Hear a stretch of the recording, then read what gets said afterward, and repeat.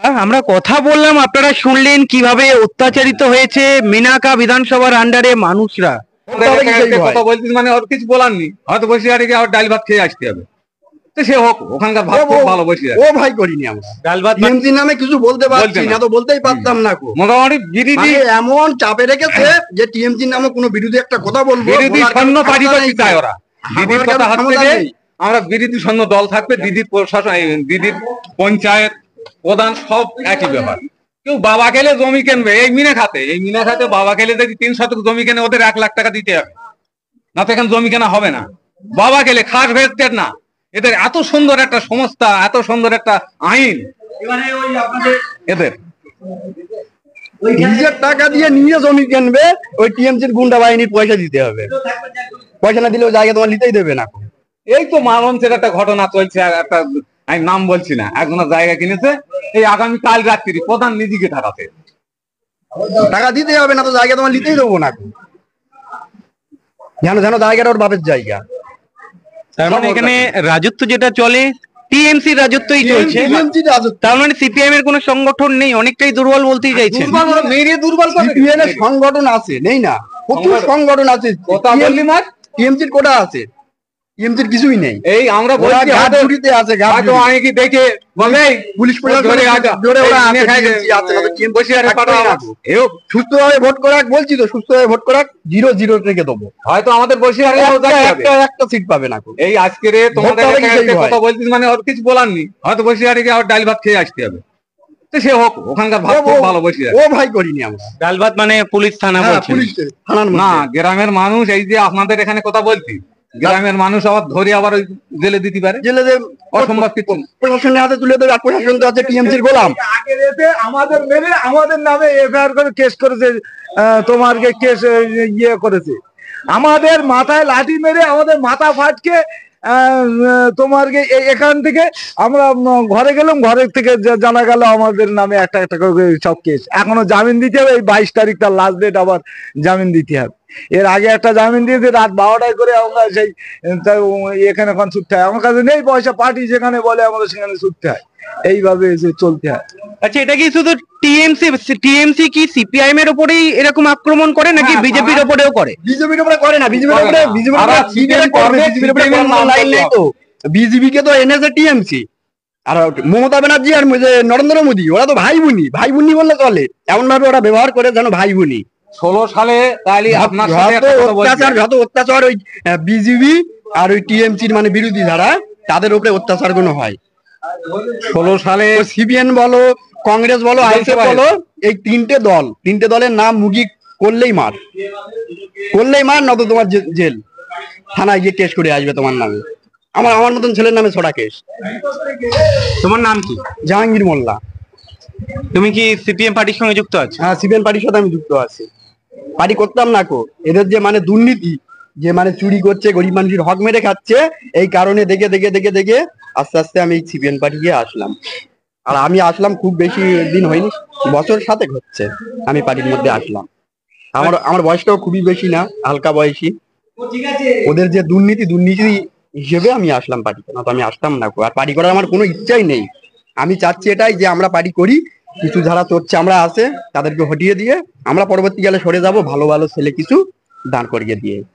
আচ্ছা, আমার আরেকটা প্রশ্ন, আইএসএফ নওশাদ সিদ্দিকী ভাইজান এখানে এসেছে, ভাঙড়ের বিধায়ক উনি, ওনাদের পার্টিতে অনেকেই চলে গেছে, আপনারা কেন গেলেন না? সুবিধার জন্য গেলাম না, কারণ হলো যে আমরা সিপিএন করি, সিপিএন এর যে মানে যে পরিষেবাটা ভালো, সেই কারণে আমরা সিপিএন কেই রয়ে গেলাম। আইএসএফও একেবারে খারাপ না, আইএসএফও ভালো, কিন্তু হলো আইএসএফ যে আমরা করব সেরকম আমাদের নেই কো, সংগঠন নেই কো। আমরা এমনি সংগঠন, আমরা সিপিএন এর প্রচুর সংগঠন আমাদের এই মানে বসিরহাট লোকসভার মধ্যে। যদি আমি তো বলছি সুস্থভাবে ভোট হলে পুরো 0-0 করে দেবো, বিজেপি বলো আর টিএমসি বলো, পুরো 0-0 করে দেবো।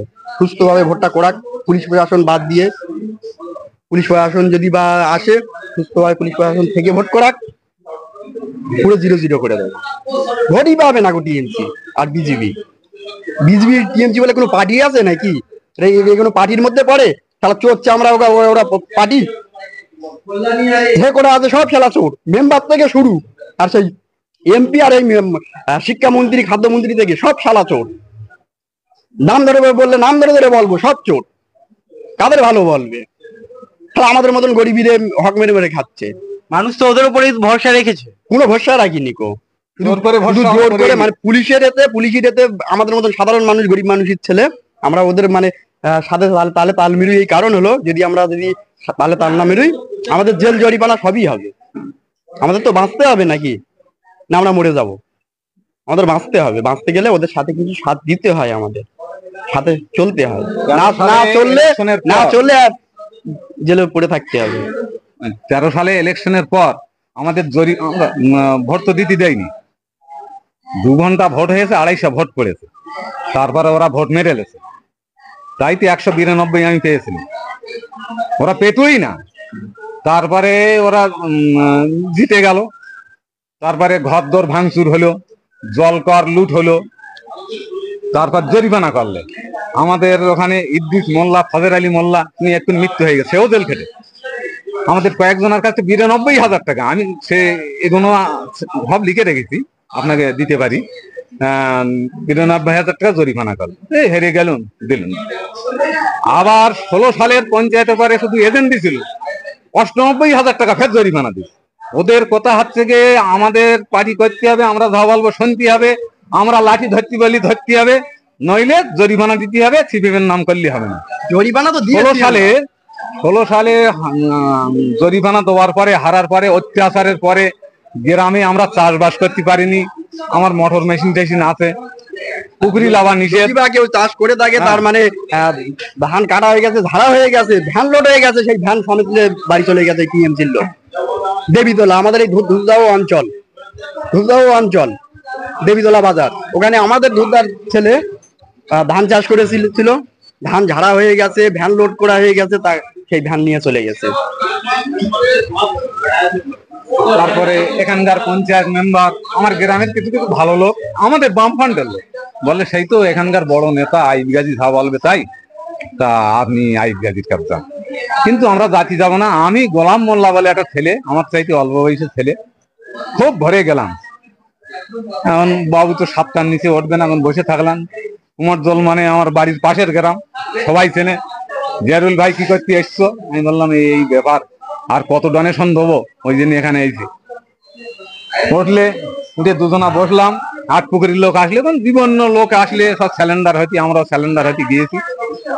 এরম বেঞ্চিতে বসেছি। বসার পরে আমার বিরোধী দল সে ও পাশে বসলো।